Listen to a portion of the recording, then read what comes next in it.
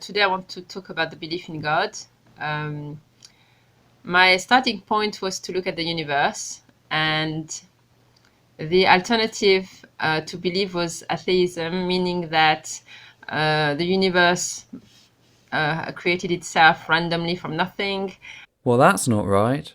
Atheism doesn't touch on the subject of universal origins, with the one exception being that said person doesn't believe a god or gods were involved. But that's not part of atheism as such. Atheism simply being a lack of belief in gods, that's just taking said part of a person's identity and noting that they likely don't believe a god was involved, since they don't believe in a god. As for the rest of what you state, that's equally not true. A lack of God does not necessitate a lack of creator. Now you may assert such a creator to be God, but for all we know, it could simply be pan-dimensional beings running experiments. Hell, even numerous religions have creation stories which resulted in gods being born from said events, not the other way round. So your attempts to present this as a binary really don't work. As for what I, a secular humanist, think on the topic of the universe and its origins, that's rather simple. I don't know. Nobody knows as far as I'm aware. And by know I must stress the facts that I mean more than simply assert. I mean actually be able to demonstrate what they claim. What we do know, however, is that every process, every event ever observed, studied and documented has turned out to not be magic. So the idea that it must be magic in this instance is without any and all merit. And that the earth happened to have all the right circumstances for life to exist. Again, nothing to do with atheism. For all we know, it could have been aliens, a far more likely hypothesis than God, which, as hypotheses go, doesn't actually make the cut. But once again, we have no reason to believe that this is the case. Simply looking at the number of planets to a star, the number of stars to a galaxy, and the number of galaxies to the currently observable universe tells us that the odds of life forming via abiogenesis are not all that improbable. And further study into abiogenesis is proving rather fruitful, pushing said hypothesis to the verge of theory.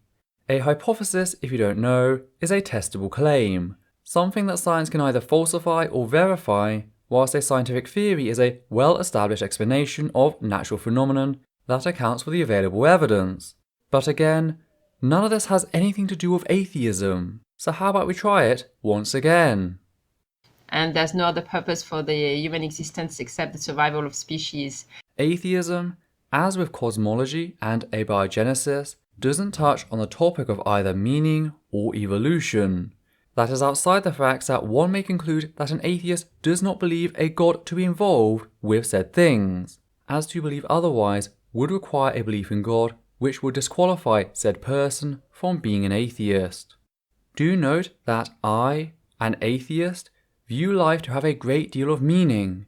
Sure, it's not a universal meaning forced down upon me, it's my own discovered meaning. I worked hard to get it, and it's what gives me fulfillment in my life. So the idea that to be atheist is to lack meaning is demonstrably false, as I've just demonstrated right here, right now.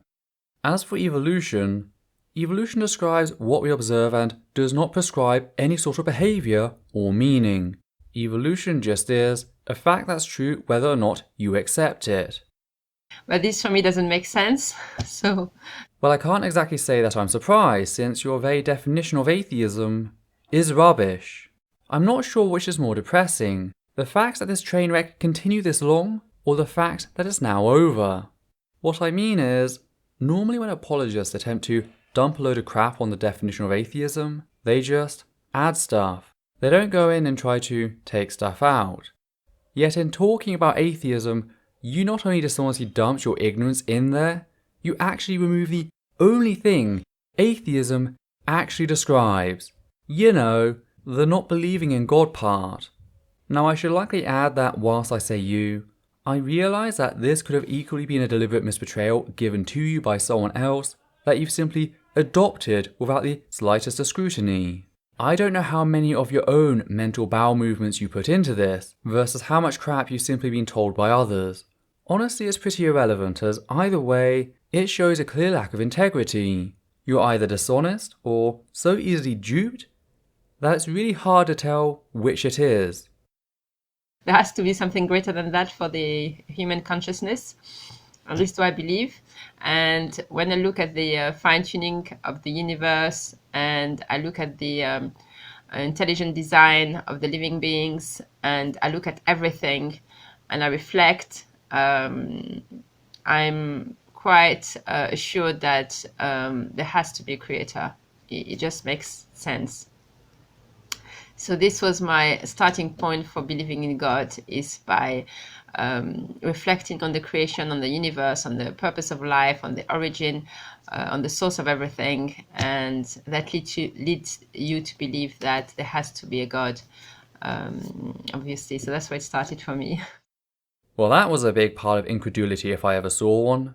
I don't see how X could be the case, therefore that validates my belief in Y, isn't a great argument. All you're in fact doing is demonstrating that you don't know what the hell you are talking about. Here's the difference between you and I. I have humility. I know I am wrong on things. I know my understanding is limited. I don't go, well, I don't see how it could be possible for a God to exist, therefore he can't, therefore I'm right. Instead I say, we don't have any basis to believe in God at the current moment, but if you have evidence to the contrary, please supply it so I can change my perspective. The two positions are massively different. I acknowledge my ignorance, my fallibility, but I don't then use that to assert mystical answers on the basis of said incredulousness. I base my views on what we do know, and I'm fully open to changing my perspective on the availability of new evidence. And you do well to learn from that, or at least learn what the fuck we're about.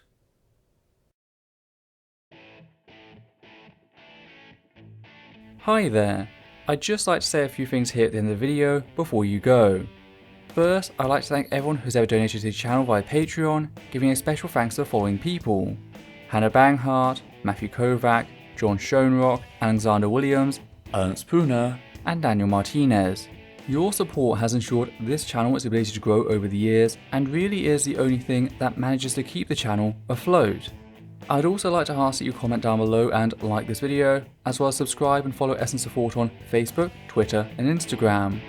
Please also consider following Atheist Alliance International on Facebook, an organisation dedicated to helping atheists around the globe. Any comments utilising language which insults others on the basis of perceived gender, sexuality, ethnicity or ability, both mental and physical, will be removed immediately, and the commenter may be blocked on the moderator's discretion. Let's keep this space one which upholds the humanist values. Thank you.